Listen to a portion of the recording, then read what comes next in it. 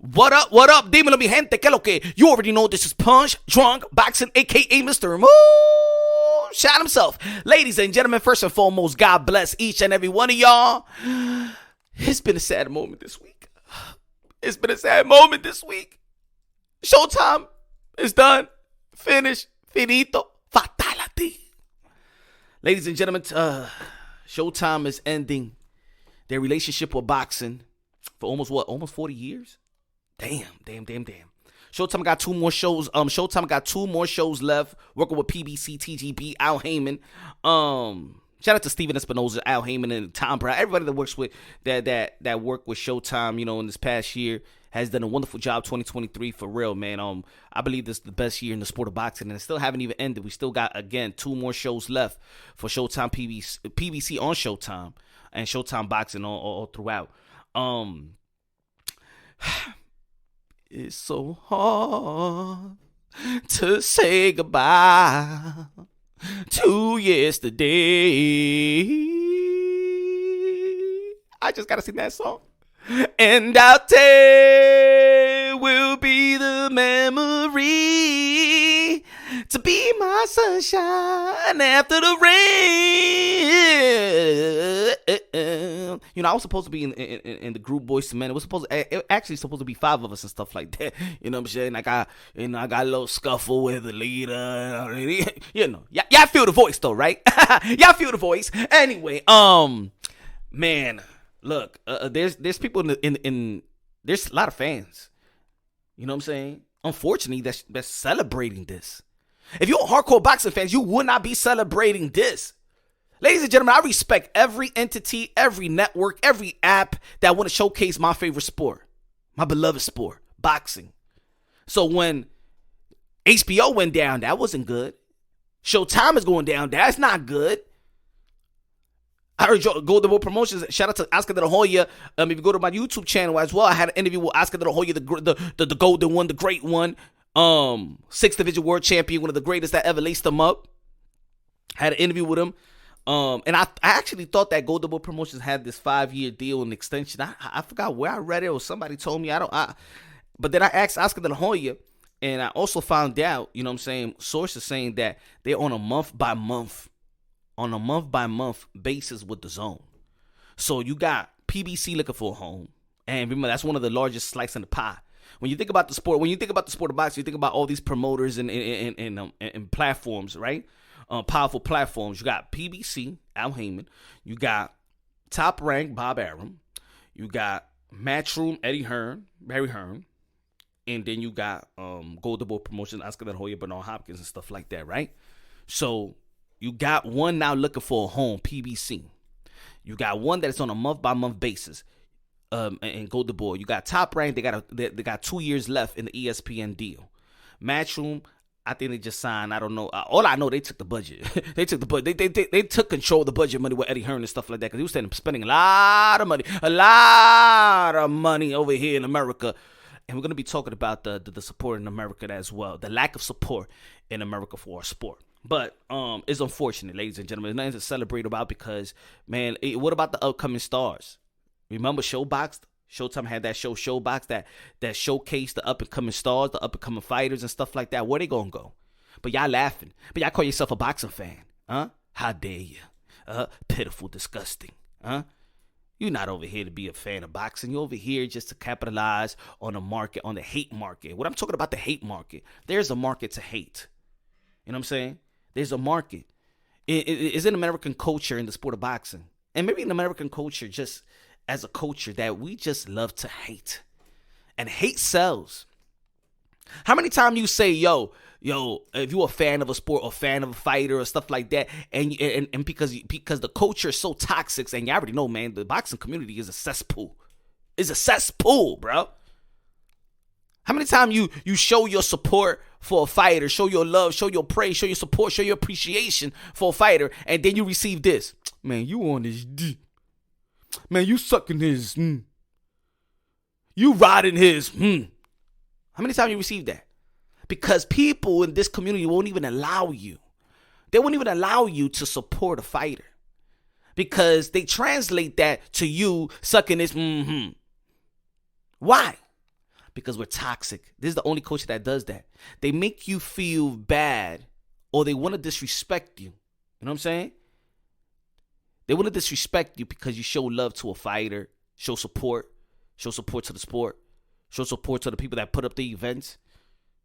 And there is a lucrative thing for that, for the diss, for the disrespect. People like drama. You know what I'm saying? And it's unfortunate. It's highly unfortunate. Everybody got to hit the panic button. Everybody got to hit the panic button because, to be honest, it went from a sport to a niche, to one of the greatest sports, the number one sport out here in America for years and decades and almost a century. And then now it's a niche sport. But now that niche sport is going to become, I don't even know what was a word for it. Below a niche. I don't know. Because, ladies and gentlemen, I'll tell you like this.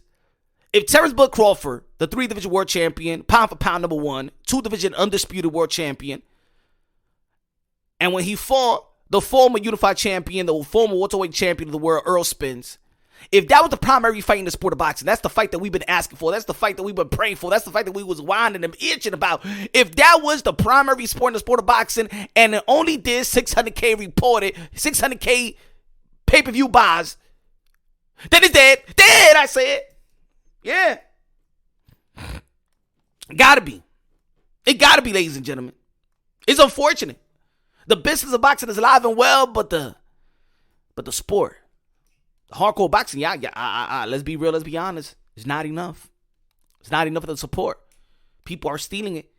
You can't tell me that the world of boxing, I'm talking about the world of boxing, was asking for Bud Crawford versus Earl the True Spence. And you got Tommy Fury and KSI selling more. That's embarrassing, bro. That's embarrassing, ladies and gentlemen. No wonder.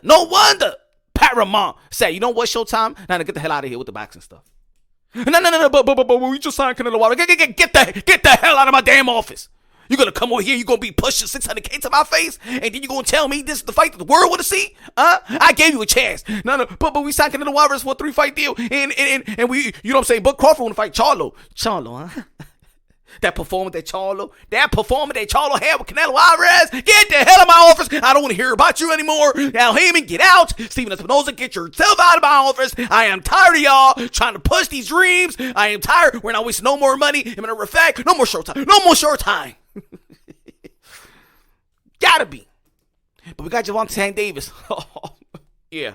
The man just can't stop getting in trouble with the ladies, huh? Tank, that's what you got offering, huh? And you needed to bring Ryan Garcia from the Zone, huh? So if you didn't have Ryan Garcia from the other platform, huh? You was going to pitch me with another 200K pay-per-view buys? Get the hell out of my goddamn office. I don't want to see you anymore. I don't want to hear your name. About face, damn it. About face. Huh? But Deontay Wilder may fight Andy. Man, please. Huh? What you talking about, Deontay? Deontay Wilder just turned 40 tonight. Get out. Get out. It's true. It is true. But we're gonna have Floyd Mayweather. Oh, you want Floyd Mayweather to save the day? He old. Get out. That is your last warning on God. God damn it, I'm calling security. I'm calling goddamn security. If the primary fight in the sport of boxing that the fans in the world of boxing wanted to see only the 600K pay-per-view, then boxing, how can a network really invest in boxing? How? At the end of the day, look, it's a business, man. It's a business. Now, people out there are going to be like, yo, but Heyman and PBC, they did that to themselves because throughout the years and stuff like that. Shut up. Everybody got accountability. The promoters, the advisor, the manager, and the fans. And the fans. You know what I'm starting to think also? That is the promotional companies or those that's jerking the network. Because, see, the network is free. You know what I do like about the network, and the promoters never took advantage of it, or matter of fact, they took advantage of them, is that the network don't micromanage the promoters until now. When Paramount started micromanaging Showtime this year. When the Zone started micromanaging Eddie Hearn, spent a lot of money out there. What was it, like $1 billion or something like that? And I remember with Top Rank, right? And Teofimo Lopez and Lomachenko, that was not going to happen because Teofimo Lopez feel like, you know what I'm saying, they giving him what's the name? What's that name? When you lowball him. You was lowballing him to fight Lomachenko, right? ESPN had to step up. Now these networks, I'm like, you know what? Nah, we don't trust boxing. No. We don't trust the promoters now. We're going to give you a deal, but now you on a leash.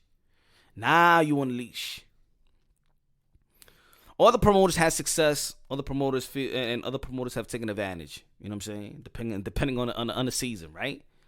There were some fights that a lot of people feel like it was not pay-per-view worthy. There's a lot of fighters right now that don't want to fight on free TV.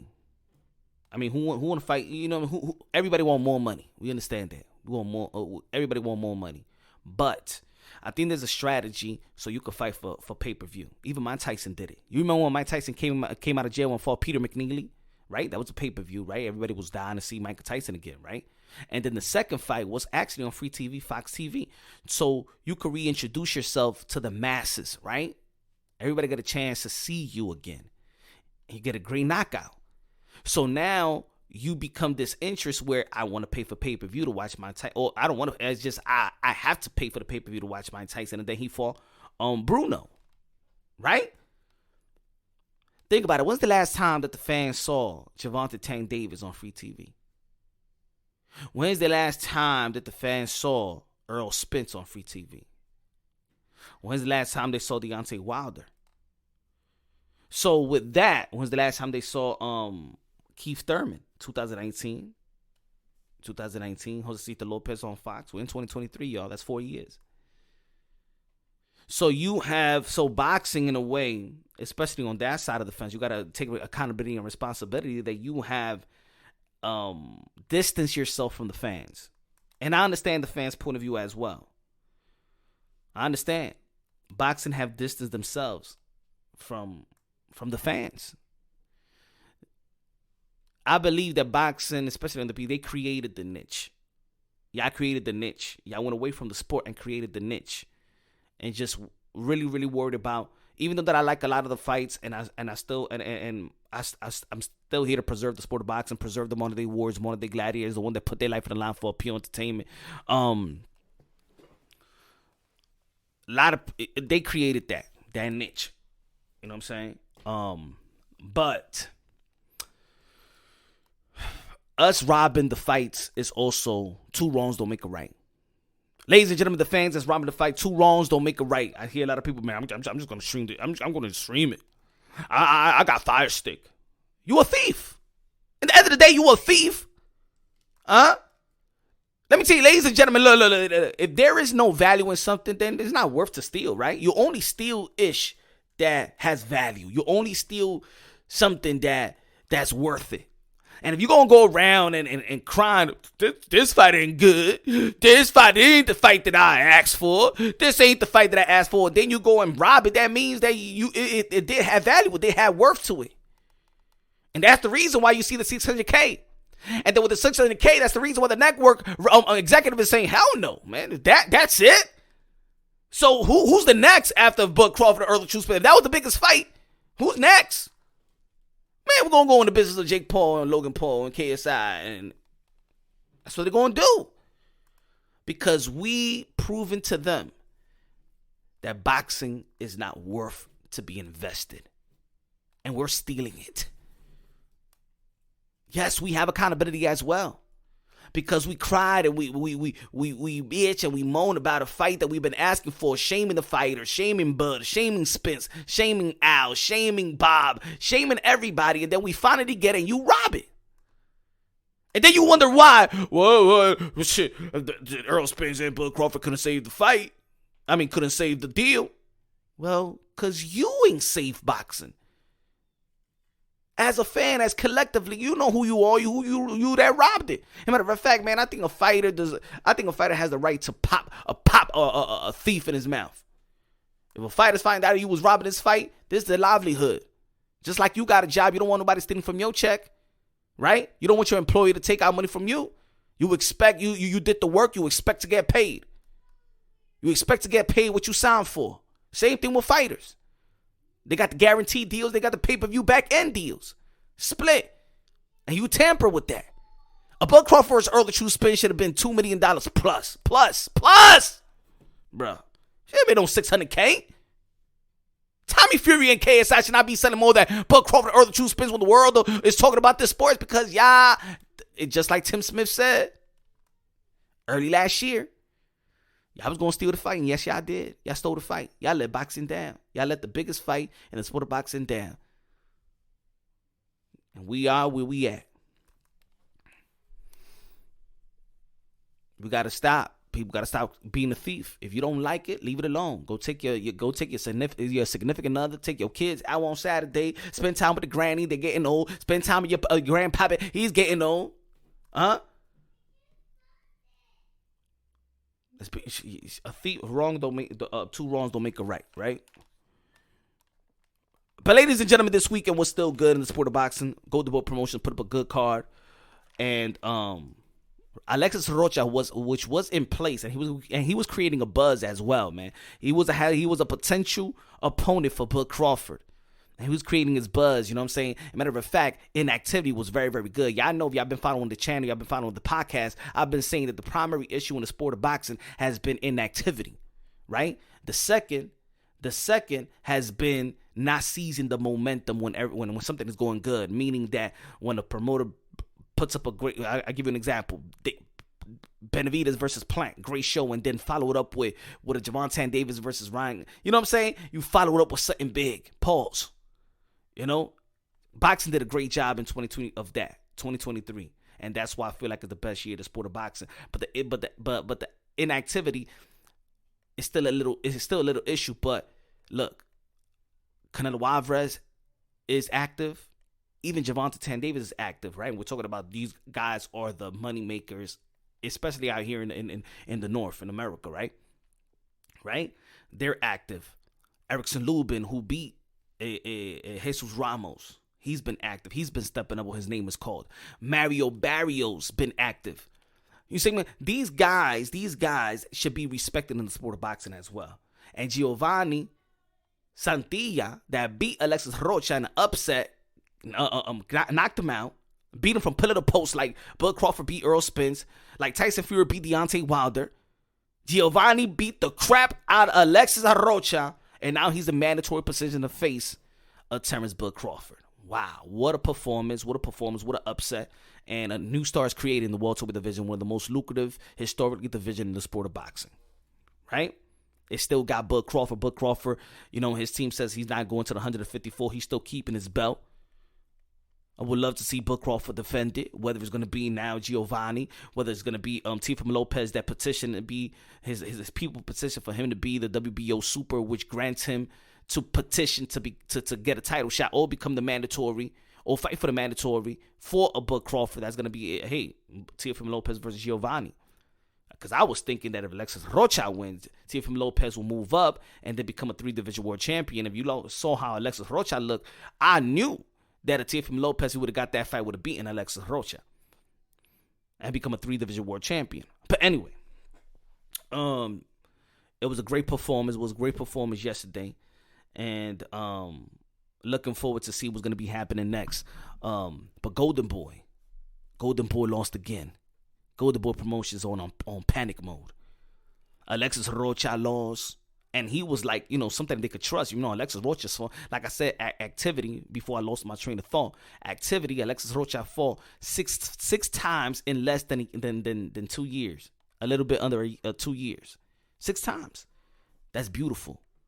Just like Tim Zhu. Tim Zhu fought 3 times this year. Beautiful. And you can see that they were sharp. But damn, Alexis wasn't sharp. But we assume that being active is sharp.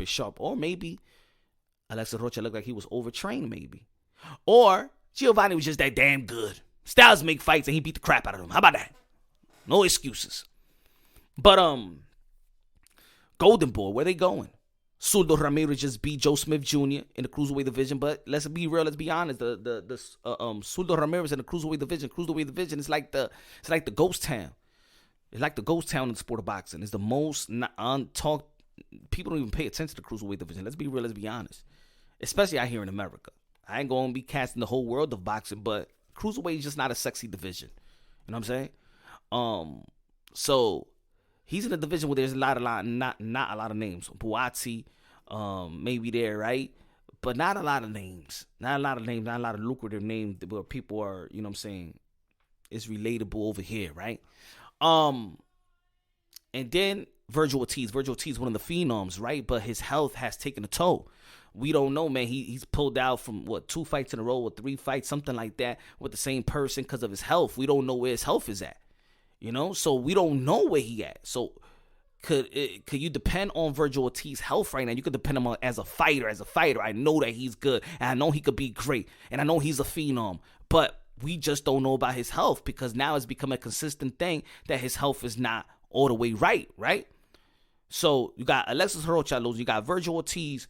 We don't know where his health is at, but shout out to Rick, his manager, saying that he's 100% right now. But we've heard that before. We just now got to see it now to believe it now, and it's unfortunate. We just got to see it now. You know, Virgil Ortiz, Ryan Garcia lost to Javonte Davis this past early this year.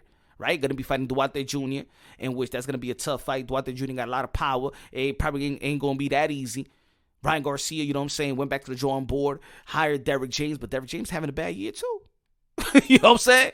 So I don't even know how Ryan Garcia going to be looking. And to be honest, I think that Ryan Garcia, this is just my opinion, he went to a trending trainer. I think there was other trainers, in my opinion, that Ryan Garcia could have gone through, and he went to the trending trainer in Derrick James, in which in my opinion, he don't have that elusive style. He wants you to generate power and teach you how to generate power, sit on your punches better and things of that nature, in which I feel like what Ryan Garcia actually needs is elusiveness. Become a little bit more unpredictable because he's fighting predictable. Everybody's saying he's fighting that you only got a left hook, and that's what you was, and that's all you was looking for to connect with Javonte Davis. Javonte Davis was just ducking every left hook. You peeped that. And he said it before the fight. And you showed that. I need some elusiveness coming from Ryan Garcia. Now, so you got Ryan Garcia. Hopefully he gets the victory. Right? William Cepeda, he ducked Shakur Stevenson. So we don't know if you're trying to go for legacy reigning supremo. I don't know. But you had a title shot with Shakur Stevenson. But would they want to risk with Shakur Stevenson? Because I believe, man, ain't nobody going to be Shakur Stevenson in the lightweight division. Ain't nobody going to outbox. The only one that got a chance is Javonte Davis, in my opinion. But ain't nobody going to outbox Shakur Stevenson. So maybe they ain't believe in themselves. So I don't know what to expect from Cepeda. I don't know what to expect from Virgil Ortiz. Alexis Rocha is going to take a back seat. Ryan Garcia, we're going to see what's going to happen. Suldo Ramirez in a ghost town. Jaime Munguia, I'm going to tell you like this. I know that Jaime Munguia got a following, and that's great in the sport of boxing. But I think that Jaime Munguia got his Alexis Rocha day coming really, really soon. And I think they know that. I don't think you have seen a significant growth of Jaime Munguia. He's just too predictable, flat-footed. He does got power. Seemed like he got dedication, but I think that they really got to take their time with Jaime Munguia. And now it's on panic mode. I believe the one to save. If Ryan Garcia does get it together, I still believe in Ryan Garcia. But right now, on the come up, Floyd Schofield Kid Austin is the man to save the day for Golden Boy Promotions, in my opinion. The man to save the day, Kid Austin. Kid Austin, faithful to the game. Very determined, very good. Live, breathe, eat-ish boxing. Kid Austin is the guy to save the day. We don't know who's going to be fighting. I think he's going to be fighting December 2nd. I believe so. December 2nd or December 9th. December 2nd is going to be fighting in the Ryan Garcia card. So you're going to see Kid Austin do his thing. And once he gets another epic performance, we need an epic performance to really stop the bleeding and Golden Boy Promotions. So other than that, hopefully they get it together. You know what I'm saying? We need everybody. We need all the investors to invest in boxing or a sport. Eventually, might just walk away from us. Not the sport, but I can't contradict myself. I did say the sport is dead. But we could breathe breath to his lungs, right? Teofimo Lopez had an interview. Teofimo Lopez, the most decorated young champion in the sport of boxing. Teofimo Lopez, the commander-in-chief, the leader of the generation. Had an interview with Paulie Malignaggi, Chris Algieri out there in Pro Box TV. Shout out to Pro Box TV.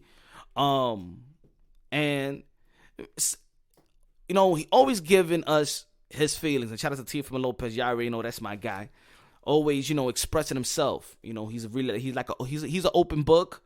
Tells you how he feels, where his feelings, out there, out in his sleeves.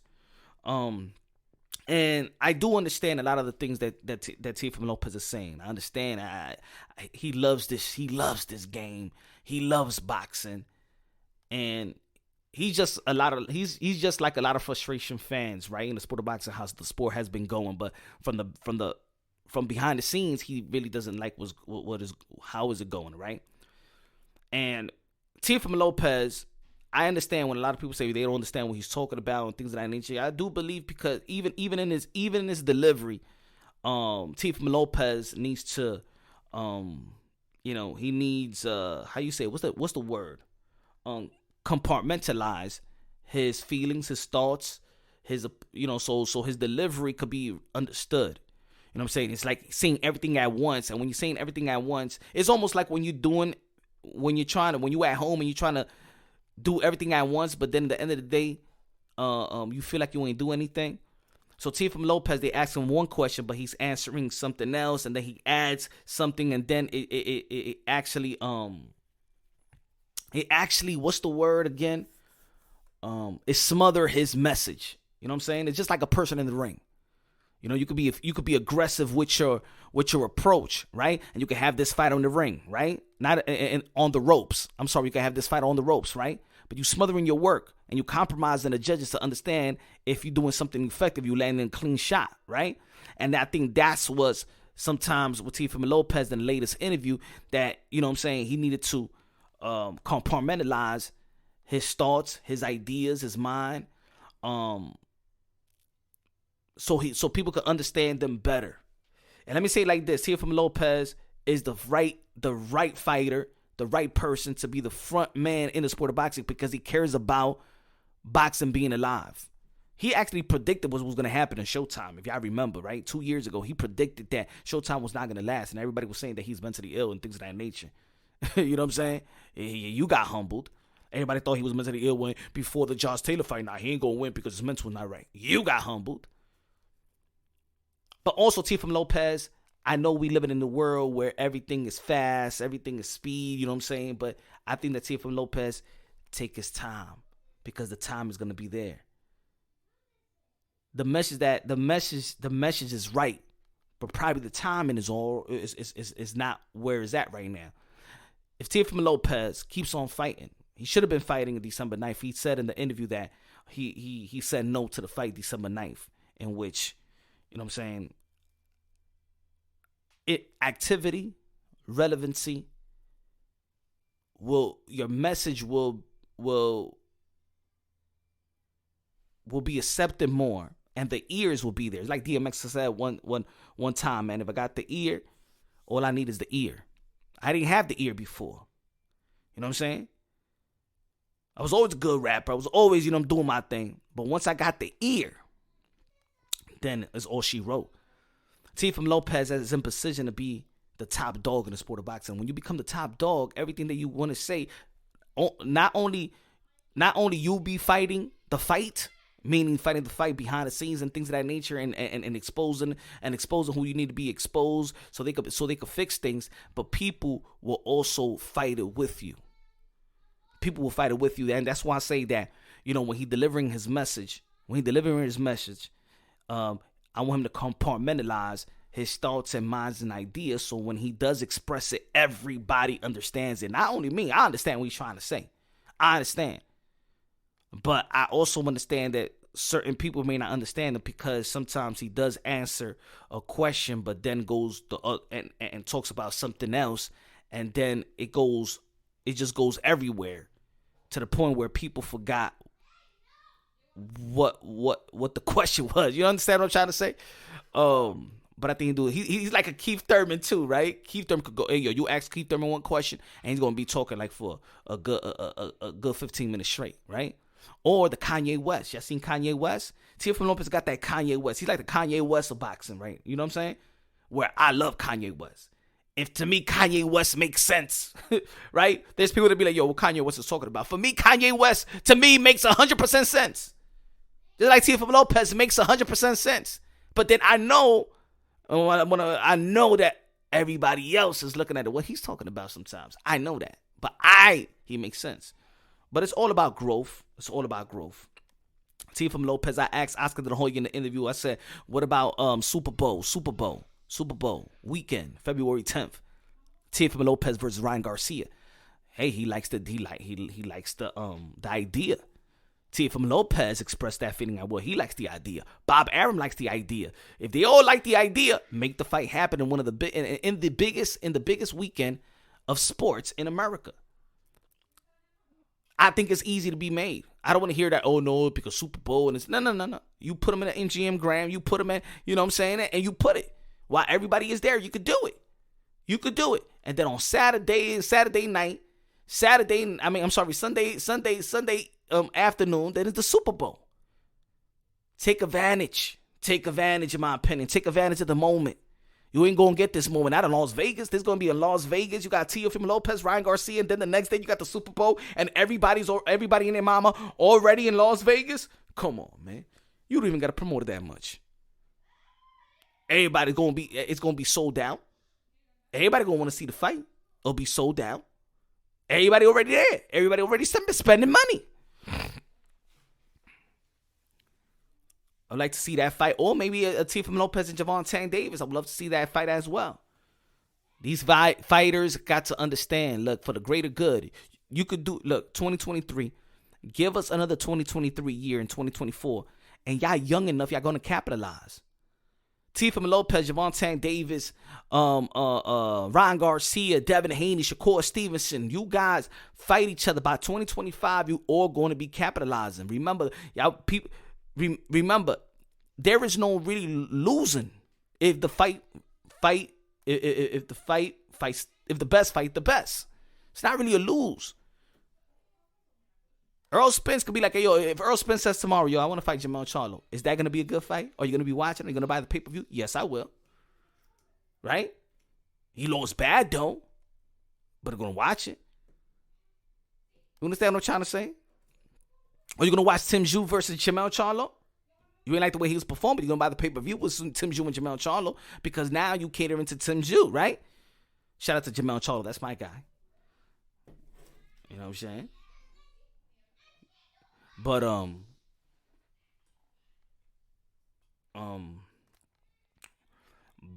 the Teofimo Lopez interview was good. But one thing I think he should get better at is compartmentalizing his thoughts, so everybody could really understand what he really wanted, what he really wants to change and express and things of that nature. Ladies and gentlemen, two pay-per-views. We got Devin the Dream Haney versus Regis Prograis, and we got the newly announced Keith Thurman versus Stanionis. Two pay-per-view events on the same day, same time zone. You already know that Devin Haney is gonna be the fight with Regis Prograis is gonna be on the West Coast, California, San Francisco, Oaktown, and then you got Keith Thurman versus Stanionis is gonna be in Las Vegas, Nevada. I ain't never seen two pay-per-view boxing event at the same damn time. And now, like I was talking about what I was saying at the beginning of the episode, you know, people talk about I ain't going to pay for the fight. I ain't going to pay for two pay-per-views. I understand. But don't rob it. Don't steal it. Again, if you don't like it, walk out. I know y'all don't like the prices too. I know. I hear it. I hear the pulse of the boxing fan. Hey, yo, I remember back in the days it was $50 and now it's $80. I understand. I don't like the gas prices going up. I don't like buying a bottle of water in the deli and then go to the club and stuff like that. The same water bottle cost me $5. I understand. The taxes go up too. I don't want to pay the taxes, but at the end of the day, what I'm going to do? If I want my house, I'm going to pay. If I want my car, I'm going to drive. If I want to see boxing, I'm going to pay. Okay? Stop acting like little bitter baby mamas and family court. Stop it. If you don't like it, don't pay. Go about your business. Go catch the highlight. I understand. I'm watching Keith from time. Matter of fact, I'm paying for both of them. And if I got to catch the playback, I catch the playback because I'm here to also support the fighters because I know that their back end is where they get their most money, and I support the fighters as well. So I'm going to support Devin Haney. I'm going to support Regis Prograis, and I'm going to support everybody in that court. I'm going to support Keith from Thurman and Stanionis and Daniel Garcia versus Lara and Chris Colbert versus Rayo. I'm going to support it. I'm going to pay.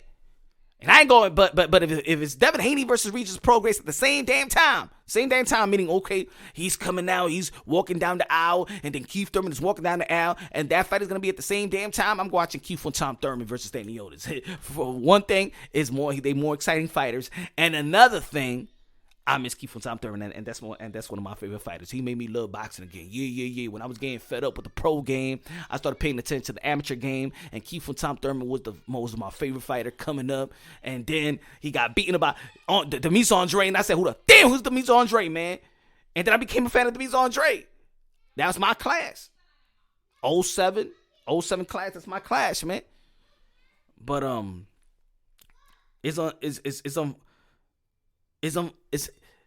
it's not unfortunate because it's still boxing it still has that momentum, right? It's still active. A lot of people have been frustrated with Keith from Thurman's career. This might be, I think, to be honest, I think maybe Stanionis will be the favorite in this fight. I think he'll be the favorite. It seems like the fire Keith from Thurman has left. It just seems like he's all about the money right now. You know what I'm saying? It is what it is.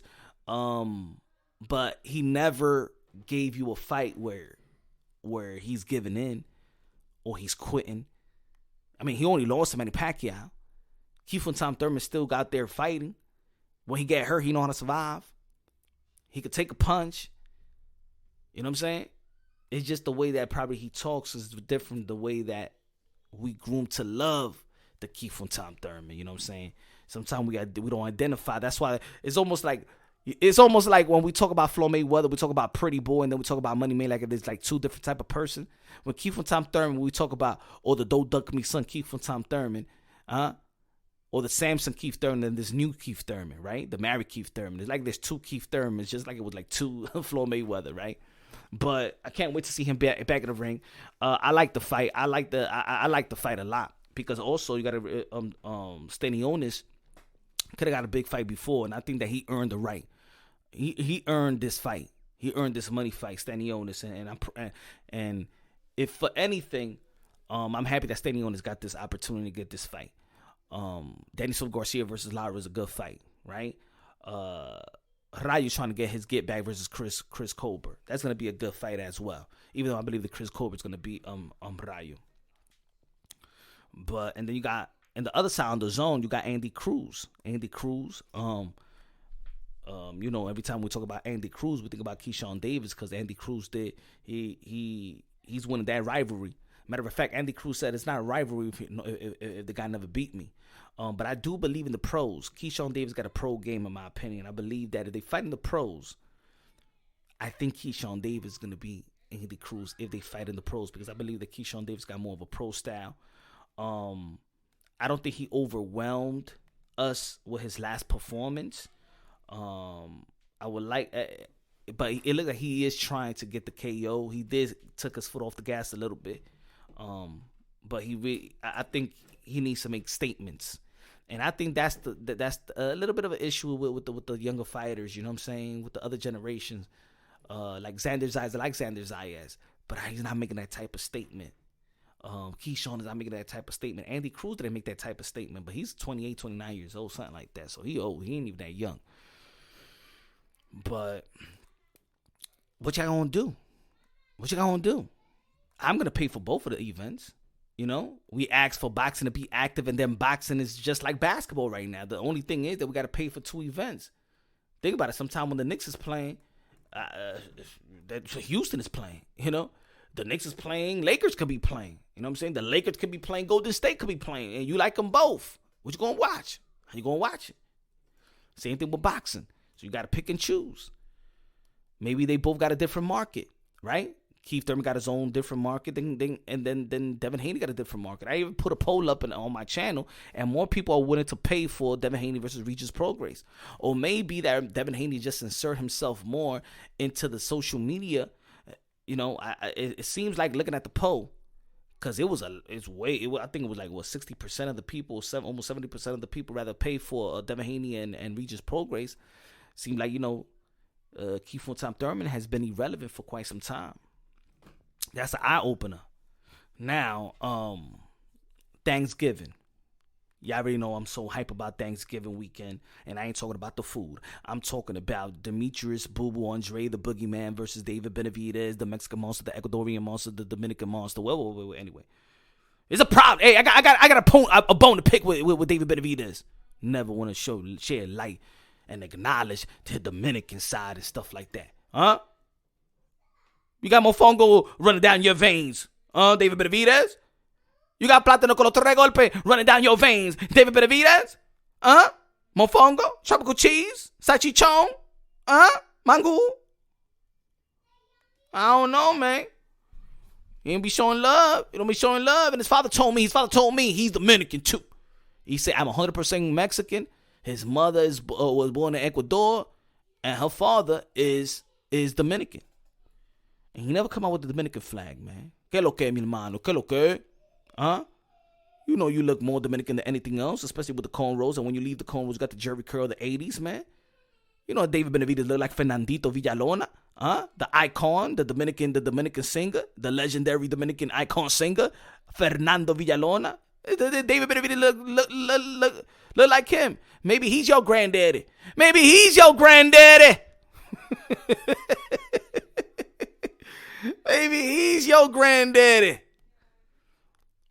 Maybe it is too.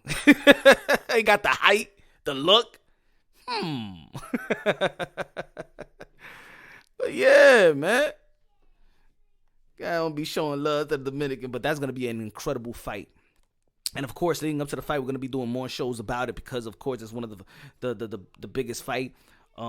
People feel like these the 2 guys that's been avoided by Canelo Alvarez. Canelo Alvarez should have fought Demetrius Boo Andrade in 154, but he fought Kirkland. Should have fought him in 160 to become undisputed, but he went up there to fight Kovalev. And David Benavidez, Canelo Alvarez should have fought David Benavidez instead of Jamel Charlo. Canelo should have fought David Benavidez instead of John Ryder. So now you're looking at 2 guys that's been avoided by Canelo Alvarez, the King Nelo, a.k.a. Cartelo, a.k.a. Cash Nelo, a.k.a. Payday, a.k.a. get the fuck out of here, man. Canelo Alvarez see this fight as a 50-50. Y'all know Demetrius Andrade got an awkward style. 6'1", awkward style. One of the heaviest bag in the sport of boxing. Unpredictable.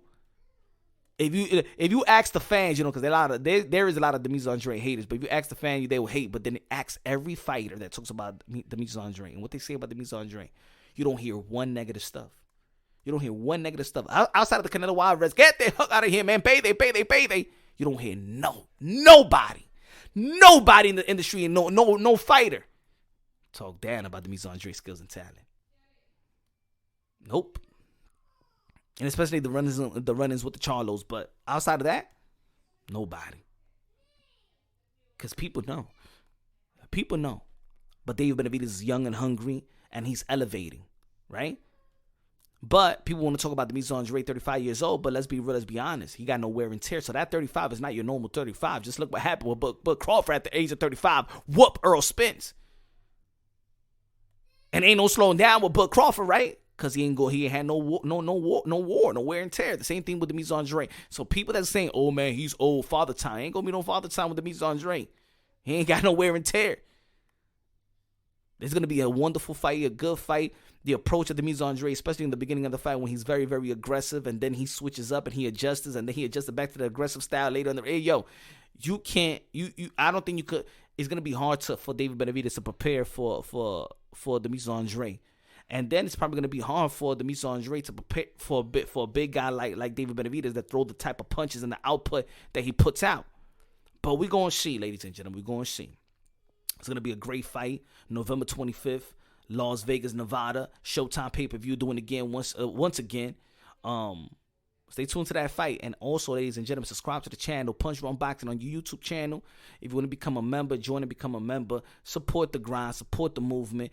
We do this episode right here different from the live shows, so we working overtime. I'm trying to give you an exclusive take on the podcast, and then an exclusive different take, sometimes similar to the YouTube lives. So support both platforms, support the website, punchrunboxing.net. And yeah, man, everybody, man, have a great day. God bless you. Have God in your heart. You already know. On to the next.